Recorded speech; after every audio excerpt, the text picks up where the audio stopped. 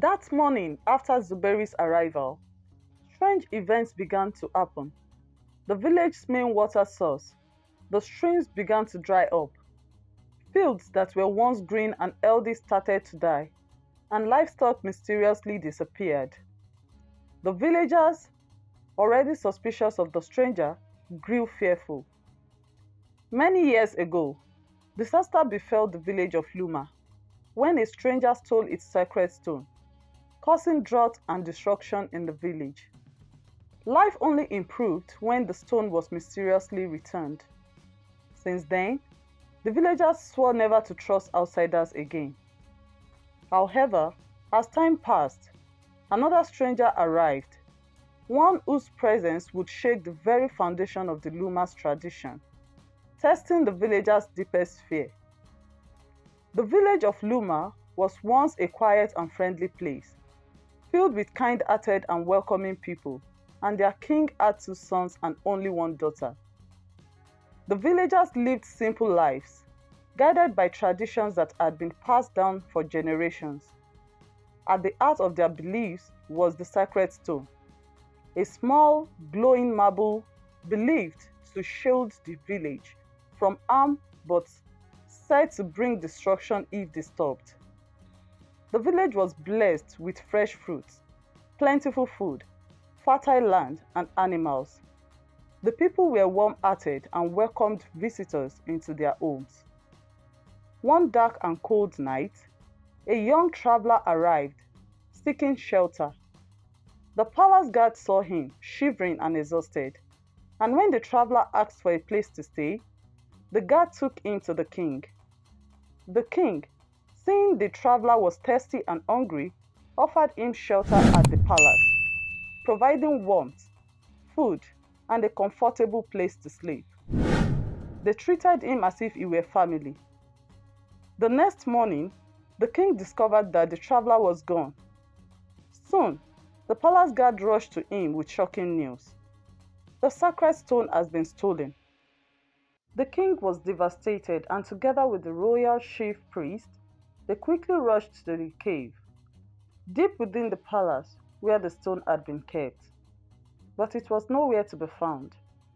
As the days passed, strange things began to happen in the village. The sacred stone had been the source of light and strength for the people, and without it, everything began to change. The crops started to wither, and the streams began to dry up.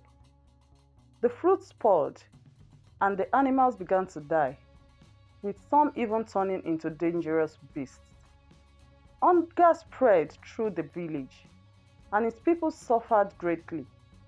The villagers saw this as a curse and couldn't wait for it to end. Desperate to find the sacred stone, the king sent his sons into the forest to find the stranger. One of his sons was tragically killed by a wild beast, while the other returned badly injured. The villagers, overwhelmed by their suffering, prayed to the gods for mercy. At last, the gods finally heard their cries. A hunter named Ajani set out to find food for the people in the village, and by luck, he caught a big bush rat. He brought it back to the village and took it to the palace so the meat could be shared among the villagers, and they were happy. As the hunter was slicing the stomach of the rat, his knife struck something hard. Curious, he separated the flesh and discovered a blue, glowing stone. It was the sacred stone. The hunter and the guards immediately rushed to the king with the stone. The king was overjoyed, and he showed the stones to the villagers. They celebrated with great joy as their hope had been restored. The royal chief priest was the closest to the king, and he advised him to break a small piece of the sacred stone and place it on a staff, which the king did, creating a way to monitor the stone's condition. If the stone's color changed, it would signal that something was wrong, and if the color faded completely, it would mean the stone was no longer in the village. The bigger piece of the stone was hidden in a sacred shrine deep within the forest, and a lot of traps ensured it would be safe and out of reach. Gradually, life in the village returned to normal, and the king thanked the gods for their mercy. From that day, the villagers vowed never to trust an outsider again. But as the years went by, a new stranger arrived, one who would challenge the very foundations of Luma's beliefs. 10 years passed, and the villagers thrived under these rules, living peacefully in their secluded corner of the world. Yet, beneath their contentment, fear was always there. Outsiders were seen as troublemakers, unwelcome, and never to be trusted. For years, no strangers dared to approach Luma. But on one fateful, stormy night, everything was about to change. It was raining heavily, causing storms and floods along the narrow walk path. The villagers stayed inside their homes, trying to stay safe. But a young man, stepping outside to pick a pot, noticed a shadow moving through the heavy rain. It was a person, soaked to the bone and struggling to walk, clearly searching for shelter. The young man shouted to alert the others, waking the entire village as people hurried outside to see what was happening. The stranger's name was Zuberi, a traveler who had been searching for something for many years. His journey had brought him to Luma, a place he had only heard about. His presence was going to change the history and life of the people of Luma and help them understand the main importance of the stone because danger is about befalling them. He had very little with him, just a small bag and bottle of water. The slippery and flooded roads dragged him to the village gates, and his desperation had led him to their doorstep. The people of Luma, who strongly believe in their traditions, looked at Zuberi with distrust. To them, his presence was not welcomed, and a reminder of the outsiders they had vowed to keep away. Yet, one person, a kind healer named Mama Aqua, saw something in Zuberi's tired and troubled face that touched her heart. Despite the protests of the others, she chose to offer him shelter, fully aware of the risks she was taking. The king's daughter Lisa, a brave and bold princess of Luma, was very close to Mama Aqua from a very young age. Concerned, she questioned Mama Aqua about allowing the stranger to stay in the village. Mama Aqua explained that she felt the gods were trying to send her a message about Zuberi and that he needed to stay. Trusting Mama Aqua deeply, the princess chose to believe her and decided to help her. The morning after Zuberi arrived, strange events began to happen. The village's main water source, the streams, began to dry up. Fields that were once green and healthy started to die, and livestock mysteriously disappeared. The villagers, already suspicious of the stranger, grew fearful. They hurried to inform the king about the unusual happenings. When the king checked his staff, he saw that the stone's color was changing from blue to black, a warning that something was wrong. Their fear quickly turned to anger as the villagers began whispering among themselves, blaming Zuberi for the sudden misfortune. Memories of what happened in the past made them believe that the curse had returned. So many, this was all the proof they needed to conclude that the outsider had brought danger to their village, just as the stories had warned. Meanwhile, Zuberi, unaware of the growing anger, spent his time resting to regain his strength as he observed the village. He saw the worry in the villagers' eyes and how they avoided him, but he stayed focused on his goal. He wasn't there by accident. Zuberi had come to find the sacred stone that the villagers protected so carefully, though he kept his real reason for being there a secret. The sacred stone was no ordinary object. Made by an ancient hand, it was said to hold great power, capable of both creating and destroying. The villagers believed it protected their land, but its power was linked to their emotions. Fear, mistrust, and anger could bring out its dark side. while unity and harmony kept it peaceful. This delicate balance had been disrupted by Zuberi's arrival. Unknown to the villagers, Zuberi's search for the sacred stone was not driven by greed. He had heard of similar objects in other lands, artifacts and sacred stones whose power had been misused, causing great destruction. His mission was to protect them, ensuring they could never be used for harm or fall into the wrong hands. Luma's sacred stone was one of the last on his list, but he hadn't expected the strong resistance and hatred he would face from the villagers. As the days went by, the villagers' anger towards Zuberi grew stronger. They kept their distance, watching him suspiciously and whispering accusations under their breath. Mama Aqua felt guilty about the situation and began to feel the weight of her choice. She had welcomed him into her home, but now the anger of the villagers seemed ready to overwhelm them both. Jamal, the king's nephew, came to the king and told him that he was sure Zuberi had no good intentions and was only there for the sacred stone. He urged the king to find a way to get rid of him immediately.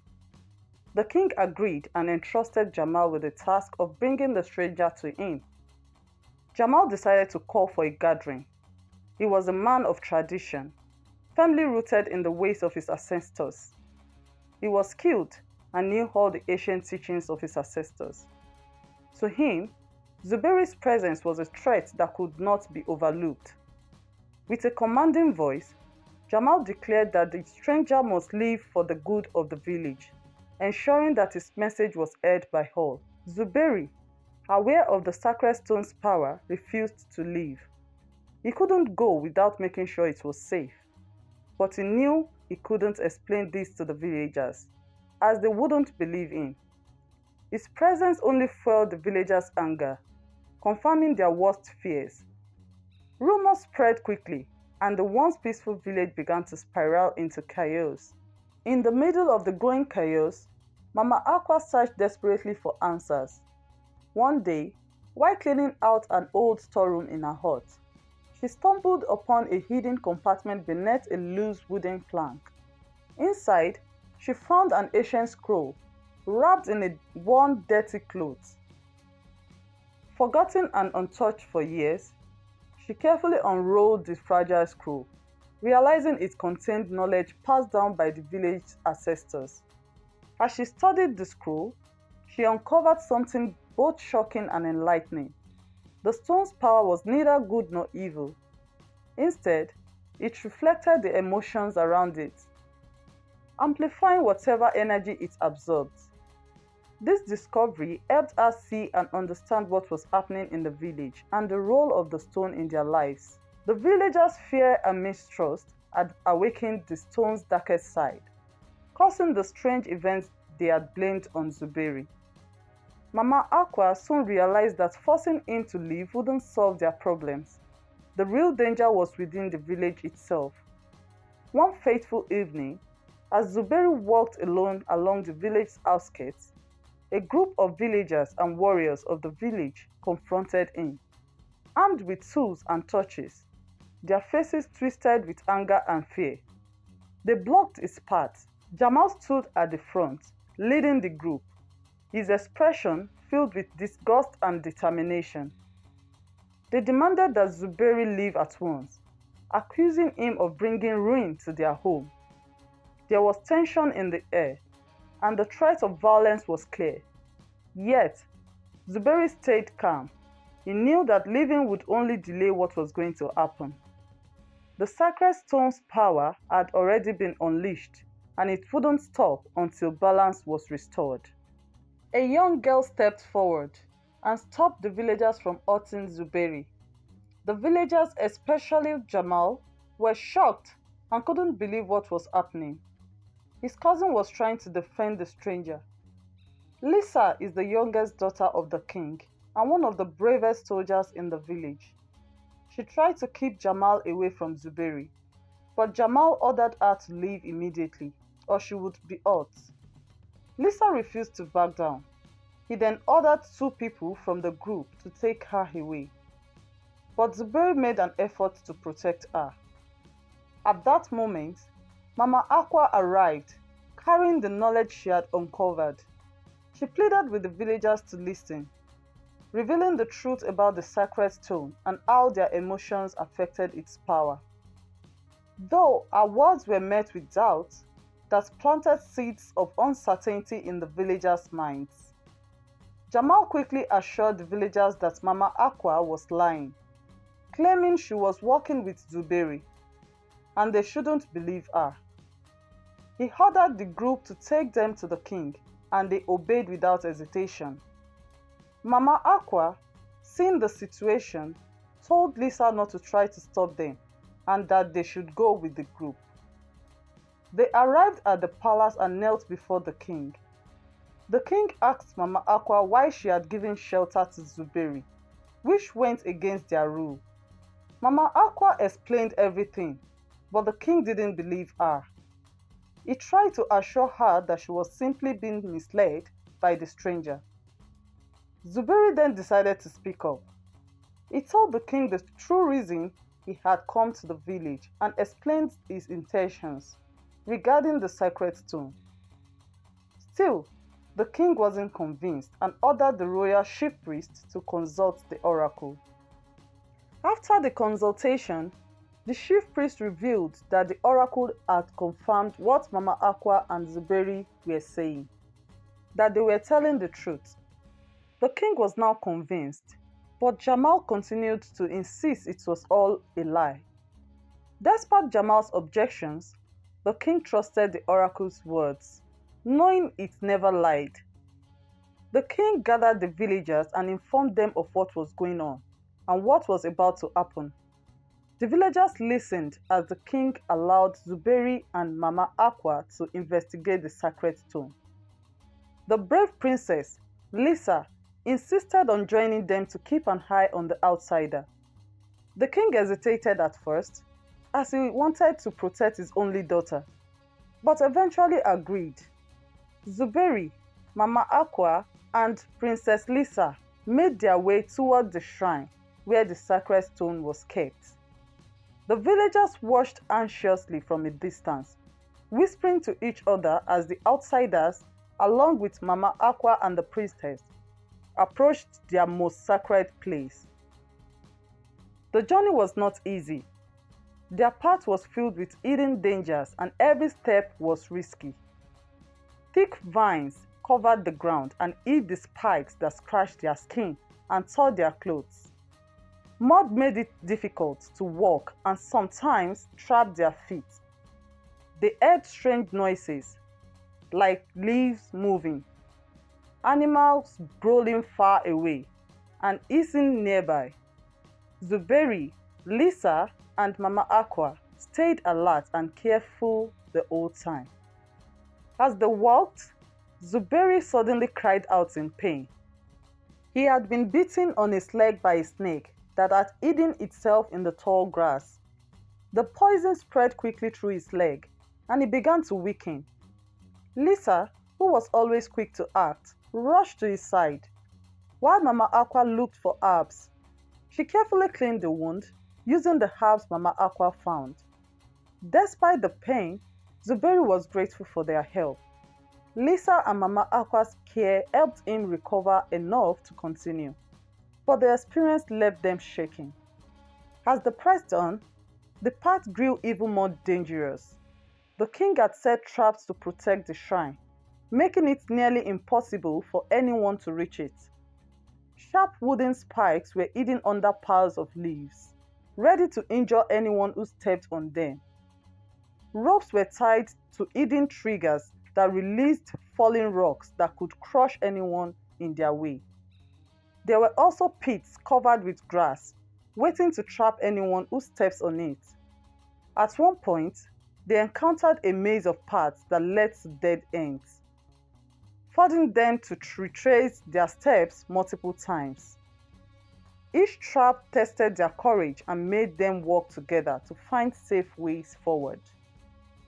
Through it all, Zuberi and Lisa grew closer. Zuberi admired Lisa's bravery and quick thinking, why she began to see his true character. Not just a stranger seeking the stone, but someone who cared deeply about protecting it from harm. The dangers they faced together made their bond stronger. By the time they finally reached the shrine, the journey had changed them both. What had started as simple partnership to solve a problem had turned into something deeper. They had become friends, and as the days passed, they began to realize that they were falling in love. Their shared struggle had brought them closer, and the trust they had built along the way formed the foundation of something more. The shrine was hidden deep in the forest. It was a cave with many tunnels, and its entrance was marked by old carvings. Inside was filled with a strange energy. Mama Aqua read the carvings on the wall and was able to guide the way into the center of the room where the sacred stone was. It glowed softly in the dim light. Its presence was both beautiful and scary, a reminder of the great power it held. As Zuberi reached out to touch the sacred stone, from the shadows, a man came, quickly grabbing the stone and began to run away. The ground shook beneath them, and a deep humming sound filled the air. The sacred stone reacted to the man's touch, its glow intensifying, showing just how much imbalance it had taken in. Zuberi and Lisa immediately began to chase after him, leaving Mama Aqua behind.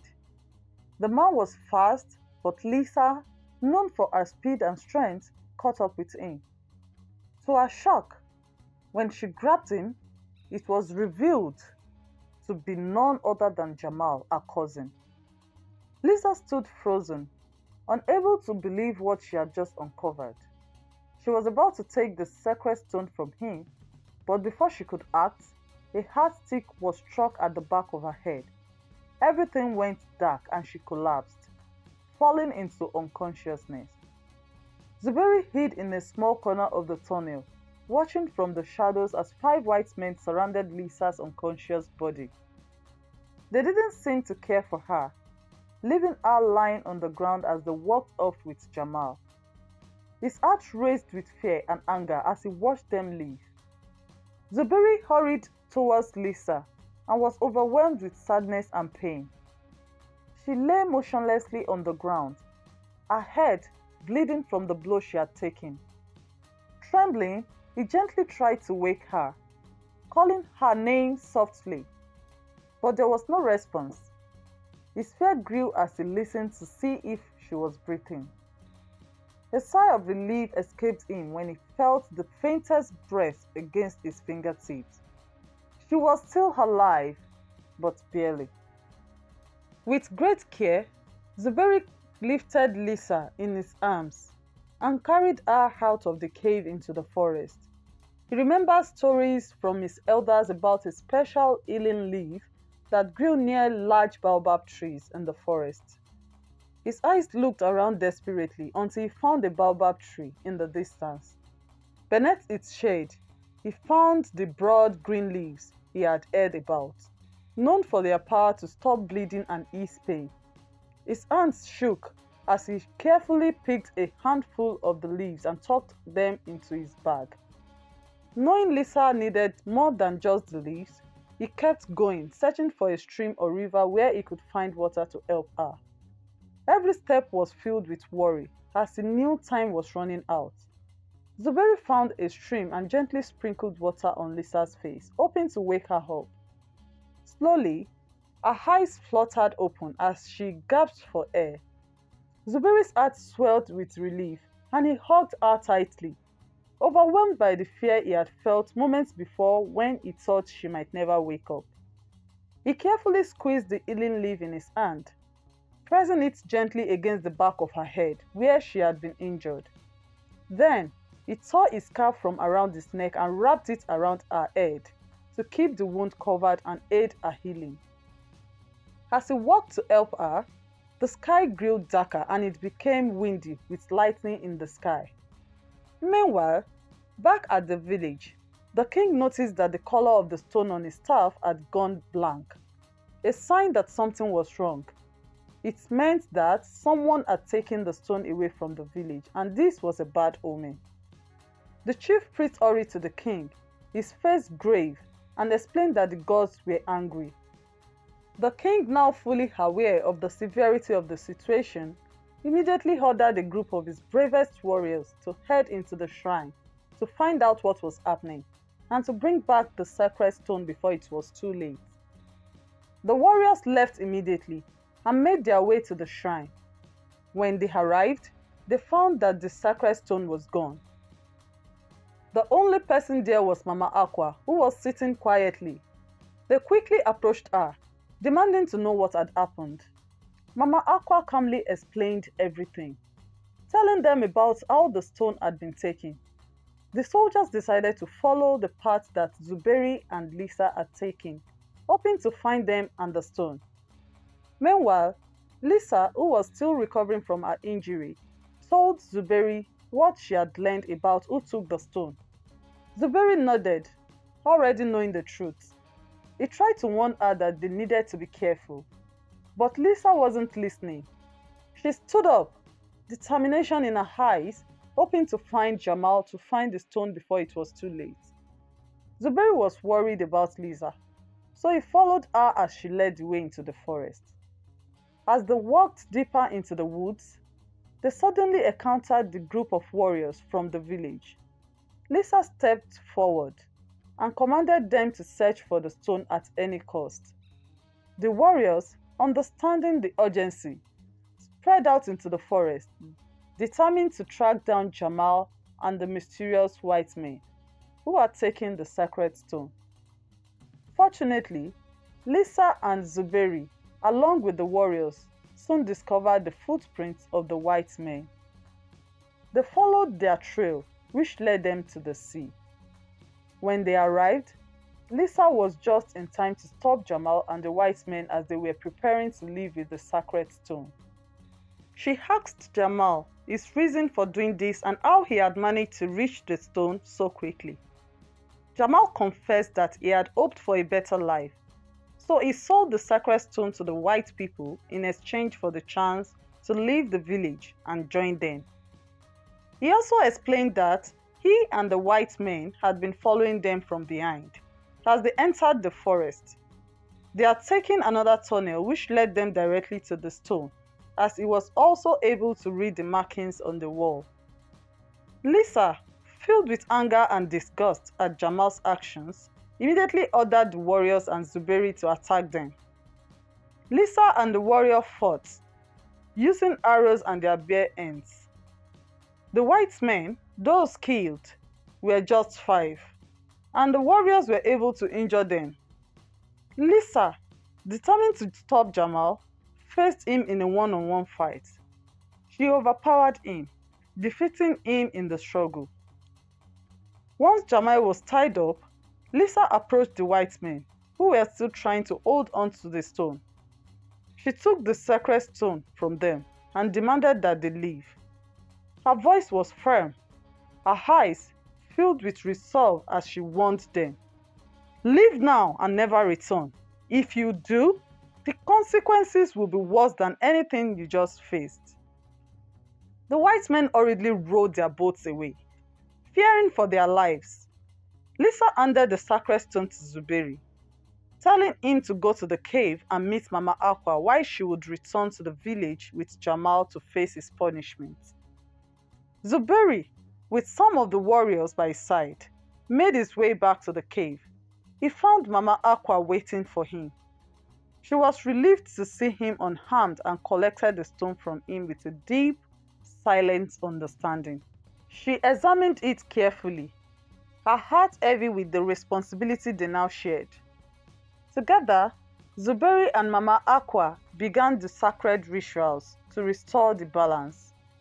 They used the old teachings and Zuberi's knowledge as they drew some symbols on the ground and placed the stone in the center. Mama Aqua recited some incantations to channel positive energy into the stone, countering the fear and anger that had once corrupted it. The process was exhausting, but slowly, the stone's dark aura faded. Its glow softened, and it began to return to its original color, signaling that the ritual was working. Outside the shrine, the villagers watched as the sky cleared and the river, once dry, began to flow again. When Zuberi and Mama Aqua finally emerged from the cave, the villagers greeted them with mixed emotions, gratitude and shame. They realized how wrong they had been, letting fear cloud their judgment, and nearly destroying everything they held dear. The king, now humbled, thanked Zuberi and Mama Aqua, and Jamal was punished severely for his actions. With the balance restored, Zuberi prepared to leave Luma. It was a difficult decision for both him and Lisa, who had grown close to each other. But Lisa knew he had to continue his journey and she had to protect her people. The villagers, now understanding the importance of unity and trust, pledged to protect the sacred stone with renewed purpose. It was no longer a symbol of fear against outsiders, but a reminder of the balance they must maintain within themselves. As Zuberi disappeared into the forest, Mama Aqua watched him go, knowing his mission was far from over. His presence had challenged their traditions, but it had also helped them understand their strength. Luma would never be the same, but it will endure, guided by the lessons learned from the stranger that fear and distrust can cloud one's judgment, leading to harm and misunderstanding.